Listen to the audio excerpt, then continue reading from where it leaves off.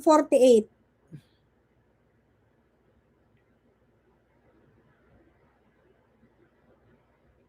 Diba? Ito yung kalibel niya. 1 and... Oh, puro kuda lang yan. Yabang, puro yabang lang yan. Gusto niya kasi yung trabaho ko eh, pero hindi niya kaya eh. Paano naman niya kasi makakayanan yung trabaho ko? Yun ang tanong. Dito naman tayo sa mayabang. Oh, naka-live na naman. Talagang ano siya, talagang sumasahod talaga siya ng gusto. Ay, nako, yung magkauri. Ito yung magkauri. Magkauri talaga to. 1 and 48 minutes. Ito magkauri tong dalawang to eh. Magkauri, 148. 148, magtatapos na tayo. Hindi ko na to anuhin. 148.20. 148.20. Ito yung mga nagmamagaling. Ito yung mga yumaman sa kanila. Yung calamity funds nga, hindi ko nalalaman kung saan yung nagastos yun. Oh, tignan mo, naghahanap na naman ang timawa. Hanap ng hanap. Auditor ka ba? Auditor ba ito? Ikaw ba yung accounting nila? Ikaw ba yung bookkeeper nila? Ikaw ba yung auditor nila? Eh bakit ka naghahanap? Okay? 'Di ba? Kung meron kayang mga ganyan mga akusasyon, dapat total nag-aacting ka naman diyan na ikaw yung talagang inaano nila yung alam nyo mga kapatid, ang nakakatawa tong mga tao to, abay nagmamagaling sila. Yung they're trying to level up themselves. Gusto nilang tumaas yung nila. Pero wala, hindi nila naging expert, hindi sila nagkaroon ng background eh. Gusto nilang maging accounting, gusto nilang maging abogado, ano pa? 'Di ba? Lahat na lang gusto nila. Pero hindi, hanggang dyan lang sila sa social media. Pero sa totoo, hindi nila naiintindihan yung mga sinasabi nila. Kasi pag pinakitaan mo yan ng libro, hindi nila kayang intindihin yung mga numbers. Tignan mo, lagi siyang sumisinghot. Ano ba yung sinisinghot mo? May problema ba yung ilong mo? Tingnan mo, lumalaki kung gaano kalaki yung bibig mo, at saka yung mukha mo, at saka yung ilong mo. Ganun din, no? Tingnan mo. Ang taba-taba na yung pisngi niya, hindi na proportion. Tingnan yung pisngi niya, mas mataba sa kabila, mas manipis dito sa kabila. Oh. May ambag pa rin dyan ako dati. O, ba't mo hinahanap yung ambag mo? Mas malaki nga yung kinita mo? So, gusto mo, ikaw lang yung ikaw lang yung kumikita. Gusto mo, wala kang inaambag? Na ang laki-laki ng kinikita mo, yumaman ka ng gusto? Masama ang loob mo? Masama ang loob mo na magbigay ka, na diyan ka naman kumikita? Kung ganun pala na masama ang loob mo, edi sana gumawa ka ng sarili mong content, huwag kang nagkiko-content kung talagang matalino ka. Di ba? Nakiki-content ka na lang, nagre-reklamo ka pa? Ha? Dapat lang na magbigay ka kasi pumaldo ka. Dahil yumaman ka dyan, ang laki ng kinita mo. Kasi kung ayaw mo palang magbigay, edi sana hindi ka nakiki-content, ganun lang kasimple, kapiste. Okay? Nagsasend ako cash. Naghahanap si kapiste, kung hanapan din kanila doon sa mga ikilunted sa'yo. Sige nga. Sa tingin mo, yumaman ka ng ganyan. Sa tingin mo, nagkabahay ka, nagkakotse ka, at naging ganyan ka kalusog. Kung hindi dahil doon sa pakikikontent mo, ha? Kordapya, puro pera ang laman ng isip ng mga antay-kalinga. LG, yan mga dating timbubuli noon, tas sumisiksik sa kanila, di ko yan pinupuntahan tulad ng bayad bagsik yan kahit ng iba na yan ng name yan. Diba? Yan ang problema sa'yo. Napakalakas ng loob mo at napakatik ng face mo na maghahanap ng isang bagay na ikaw mismo ay hiram lang lahat ng content mo. Doon ka talaga mo talaga, sakim mo, ganid. Diba? Calamity funds. Ikaw very chance. Ha? Ngayon ka na naghahanap. Samantalang noon, nag-e-enjoy ka sa laking kita mo. Hanggang ngayon, yung pa rin ang hanap buhay mo. Hanap buhay mo pa rin sila. Landing pads. Ang dami yung diba? Programa. Anong problema mo? Ikaw, at least sa kanila may programa. Ikaw, anong programa mo? Yung sarili mo lang? Ha? Kino-question mo yung programa nila na pinagkakakitaan mo, samantalang ikaw wala kang sariling programa kung hindi yung sarili mo lang at sila ang ginagawa mong programa para lang meron kang pagkabuhayan. Saan ang hustisya doon, kapiste? At puro koleksyon. Parang ikaw, puro din koleksyon. puro nilang pakabig. Ano bang ginagawa mo? Puro naman puro din kabig, content, o sponsors. Di ba yun ang ginawa mo din? Dumadaan sa inyo yung mga sponsors? Kaya nga rin nagkaroon kayo ng mga appliances na puno. Bakit? Huwag ka nga magmaang-maangan. Baka mamaya, biglang nagalit ang langit sa kayabangan mo Puro ambagan. Hindi mo naman makita. Hindi mo makikita talaga? Ha? Di ba pinapaliwanag naman niya doon kung saan dinadala yun? So ikaw, nakaupo ka dyan, nagre-reaction, wala kang kapagod-pagod pero kumikita ka. Ha? Kung saan napupunta. Singhot na naman. Sisinghot na naman. Ano ba yan? Normal lang sisinghot mo? Singhot ng singhot. May siya. Singhot! Sa iring na yan. Tapos ang gusto mo, mag-ambag sa inyo dahil kinontent kayo. Siyempre, kapeso, ang kapal naman ng mukha mo. Nakikikontent ka na, kumikita ka na, tapos ayaw mo pang magbigay kahit kusang loob mo na lang. Tapos ngayon isinusumbat mo, samantalang hindi ka nila sinusumbatan. Ha? Diyan makikita kung gaano katigas at kakapal ng pagmumukha mo.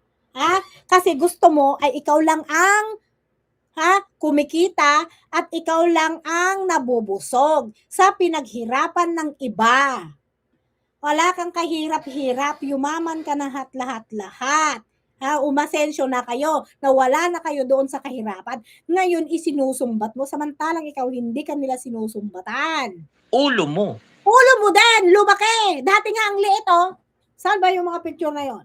Dati, maliit ang ulo mo. Ngayon, ang kapal-kapal na ng taba ng mukha mo, ganyan ka na, ganun ka na, Diba? Ganun ka na ngayon, Daig mo pa bola na binombahan. Saan ko ba nakita yung picture mong, kaloka? Sino na ba to? Kanino ko ba nakita yan? Kay Marzano? Kay Kindred? O kanino to? Anong oras na? Ay, 10 o'clock na pala. Bihirang matis. Hanapin natin, kung kanino ko nakita yung picture niyang, patay gutom pa siya. Patay gutom. Nasaan na ba yung patay gutom niyang picture? Kay Kindred? Kindred ba? Pare-parehas mga antay. Diba? O kaya nga. Kindred. Nasaan naman yung... eto! Ano to? Tingnan mo yung mukha mo dati, Para kang laging Ano to? Eto ka dati, laging mapula yung mata mo. Kikita nyo yan? Nakikita nyo yan? Nakikita nyo? Nakikita nyo ba? Hindi. Nakikita nyo? Ayan ka dati, Pasalamat ka dahil napadpad ka sa kalingap. Ngayon, kahit papaano, nalamnan yung yung mukha mo, nagkaano ka, medyo nagmukhang tao ka na. Pero ngayon, asal hayop ka pa rin. Okay? Yan. Nakikita nyo yan? Kung gaano ang itsura niya? Nakita nyo? Wala na. Diba? Hindi ka nahihiya niyan? Hindi ka nahihiya?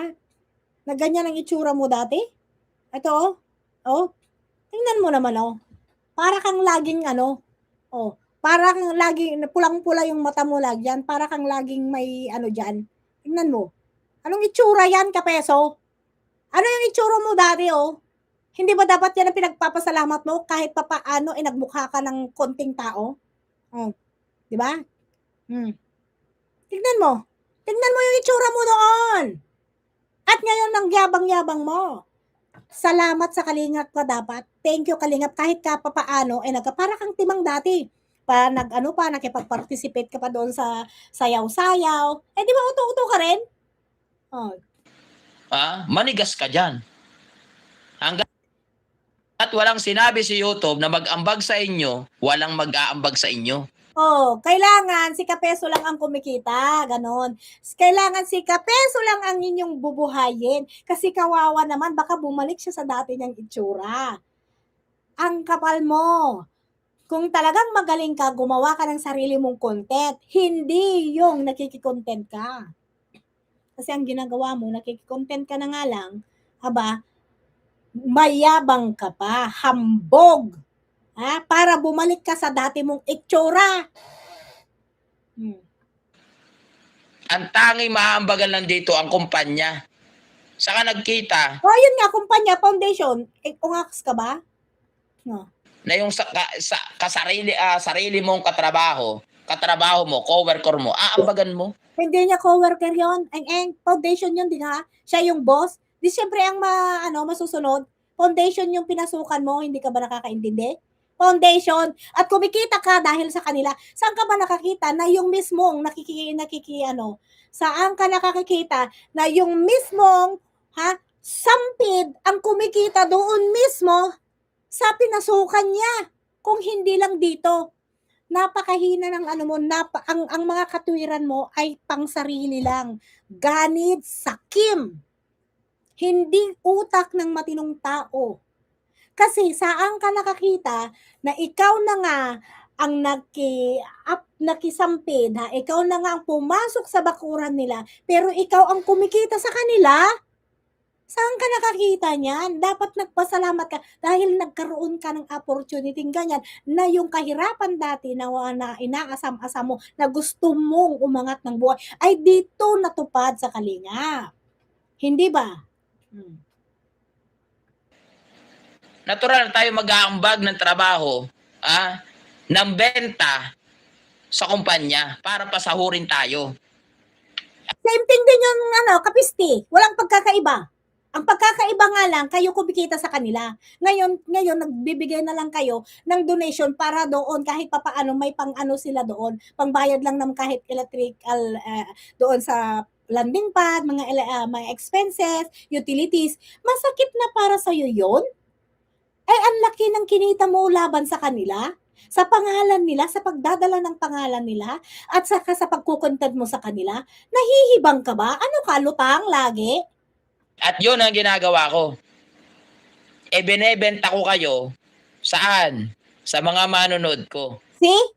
Now, it's an admission again. Ang kapal, ang lakas ng loob mo, dito ang tigas ng mukha mo. Tignan mo kung paano mo babuyin sila. Mismo sa galing, ang lakas ng loob mo, wala kang pakandangan. Dito makikita mo kung anong klaseng pagkatao mo. Dahil mismo dito sinabi mo na binebenta mo sila sa mga viewers mo na manunood mo. Pakinggan natin mo, Iggy, ulitin natin yun. Diba? Tignan mo, binibenta ko kayo saan sa mga manunood ko. See, ano sila? Ano akala mo sa mga yan? Hindi tao? Hayop? Ang bastos mo. Alam mo, kapeso, sa ganyan ang mark my word, one day, lahat ng pinaggagawa mo, yun din ang sisingil sa'yo. Mark my word. Kasi hindi natutulog ang Panginoon dyan sa pangbubuli mo. Sa taong tumulong at umangat sa'yo. Tandaan mo, ikaw mismo ang gumawa ng kabalbalan mo. Na sinita ka ay sa'yo sumama ang loob mo dahil hindi ka na umubra sa Rochelle community. Ulitin natin di ba napakawalang hiya, saan ba dito, anong klaseng ugali to? Aambag sa inyo. Ang tanging maambagan lang dito ang kumpanya. Saka nagkita na yung sarili mong katrabaho mo, coworker mo, aambagan mo. Alam mo, natural sa kung sa iba lang to nangyari to, itong ginagawa nila, sabog na ang bunganga nito. Baka basag, na yan, lahat na ng ngipin niya, tanggal na yan. Kung sa iba lang niya to ginawa, ay hindi to uubra. So, totoo lang. Tayo mag-aambag ng trabaho, ng benta sa kumpanya para pasahurin tayo. At yun ang ginagawa ko. Binebenta ko kayo saan? Sa mga manonood ko. Tingnan mo, very proud siya. Grabe ang mo, ang sarap mo talagang anuhin. Grabe ka. Grabe ka. Alam mo yung ginagawa mo yan? One day, watch. Hindi man mangyari nga sa'yo nga, pero lahat ng ginagawa mo sa isang tao, watch. Lahat ng ginagawa mong panggagago, pangbabastos, at lalo na grabe ka. Hindi masikmura kung paano. Tao ka pa ba? Hindi ka na makatao, hindi ka na tao. Kasi yung pananilita mo dyan ng grabe ang kayabangan mo. Kumpanteng-kumpante ka. Diba? Proud na proud ka. Nasabi mo, binibenta mo sila. Anong akala mo? Kalakal? Ikaw ang basura ka talaga. Basura ka talaga. Isa kang basura. Kaya karapat dapat ka lang talagang mademanda. Antayin mo yung demanda mo. Mag-enjoy ka muna ngayon. Kasi lahat ng ginagawa mo, wala ka na. Ha? Sabi nga nila, kung hindi man ikaw ay masingil, pero ang Diyos ay hindi natutulog para singilin ka ulit sa lahat ng pinaggagawa mo. Matindi ka. Ay, never akong hindi ko ginagawa yan. Lakas ng loob niya, no? Ang lakas ng loob niya magsalitang ganyan. Ulitin natin. Puro ambagan. Makita, kung saan napupunta. Singhot na naman. Singhot na naman. Panay ang singhot. Kaya ka dyan sa kasisinghot mo dyan, kaya yung utak mo, hindi mo naiisip kung ano yung mga sinasabi mo, panay ang singhot mo eh. Ano yan, nahahay ka dyan sa sinisinghot mo, kaya yung hindi mo na naiisip kung anong pinagsasabi mo. Grabe ang lakas ng loob mo, ni hindi ka nagdalawang isip, ni hindi ka natakot sa Diyos. Walang Diyos to sa sarili. Grabe. Paano kaya nabubuhay ito, no? Ang yabang. Ang yabang. Grabe, ito yung tinatawag na ito yung walang kaibigan. Ang lakas sa iring na yan. Tapos ang gusto mo, mag-ambag sa inyo dahil kinontent kayo, ulo mo. Ulo mo din, tanga. Dapat hindi mo sila i-content kung talagang matilino ka. Lubayan mo sila. Gumawa ka ng sarili mong content. Bobo. Tanga. Stupido. Ha? Dito pa lang. Mali ka na. Ha? Manigas ka dyan. Manigas ka din. Tignan mo. Antayin mo lang ang paninigas mo dyan. Kasi tignan mo kung gaano nakalaki yung mukha mo. Lahat na yan ay taba. Hanggat walang sinabi si YouTube na mag-ambag sa inyo, walang mag-aambag sa inyo. O di wag mo silang i-content. Magsarili ka. Ha? Magsarili ka. Ikaw pa yung malakas na magsabi ng ganyan. Samantalang ikaw lang ang nakikikontent ka lang, kumikita ka sa pagkatao nila, sa pangalan nila. Lakas ng loob nito Ang tanging maambagan lang dito ang kumpanya. Saka nagkita na yung sarili mong katrabaho mo, coworker mo, aambagan mo. Hindi kanya coworker, bobo. Ha? Hindi kanya coworker, siya yung founder. Ikaw lang ang pumunta doon, nagmakaawa kayo dahil kayo ay depressed. 'Di ba? Paiyak-iyak pa kayo. Ha? Kayo ay depressed. Ngayon, yung taong binababoy mo at binabalahura mo, yun lang naman ang ahon sa kahirapan yung mga pamilya kayo. Kaya ngayon ay hindi na kayo nagugutom at ngayon hindi na kayo iniipis, boy ipis. Ha? Saan ka rin nakakita nang ikaw mismo ang pumunta doon, na ikaw mismo pinagkakakitaan mo yung pagkatao nila at pangalan nila, tapos ngayon ayaw mo kahit ayaw mong magbigay, magboluntaryo, at yun isinisingil mo? Saan ka ba nakakita niyan? Di ba dapat ikaw ang magtatrabaho para sa kanila? Hindi. Ikaw ang kumikita para sa kanila. Hindi ba mali yun? Yun ang maling-mali. Na ikaw, yung nagpunta doon, ikaw ang kumikita sa pagkatao nila. At yun ang ini-enjoy mo ngayon. Ka masyadong kumpande, tingnan mo kung gaano kalaki yung mo. Kasi alam mo na yung mga losartan eh. Natural tayo mag-aambag ng trabaho, ng benta sa kumpanya para Anong bentang pinagsasabi mo? Pag-aambag ka ng benta, ilako mo yung produkto, okay, magtatrabaho ka sa company, ikaw ay magsisilbing doon, ititinda mo yung tapos yun ang ipapasweldo nila sa'yo. Hindi ikaw ang mag-aambag. You need to do your job para magkaroon ka ng salary. Pero dito, ang nangyari, ikaw yung kumikita sa kanilang pagkatao at sa kanilang content. Yun ang pinakamali. pasahurin tayo. At yun ang ginagawa ko.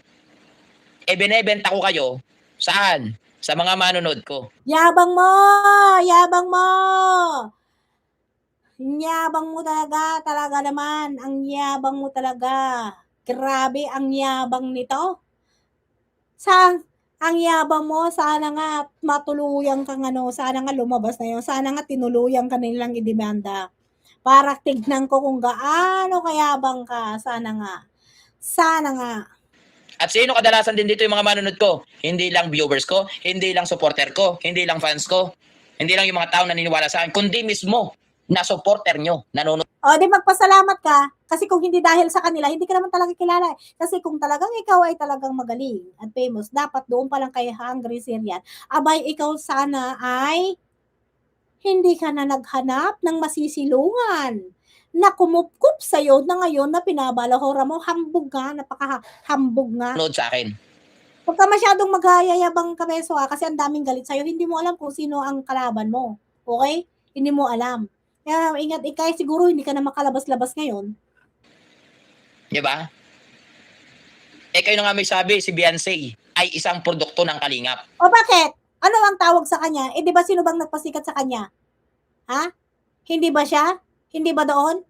Ha? Interpretation ko yun. As bilang manunood. Okay? Dahil talaga naman siya naging produkto siya. Sinong naging produkto? Produkto mo? Na ngayon pinagkakakitaan mo? Sino bang nagpakilala niyan? Kasi ayaw niya na maging beneficiary siya eh. Gusto niya talent siya eh.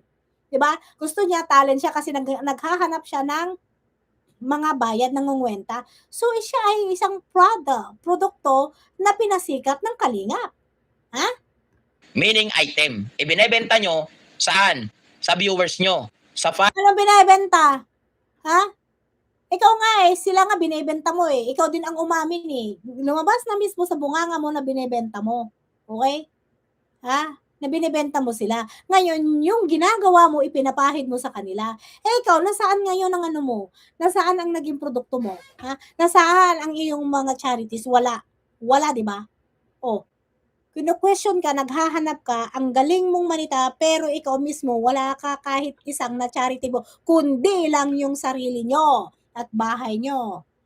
Yung ano nyo, buhay nyo lang yung charity ng Kalingap.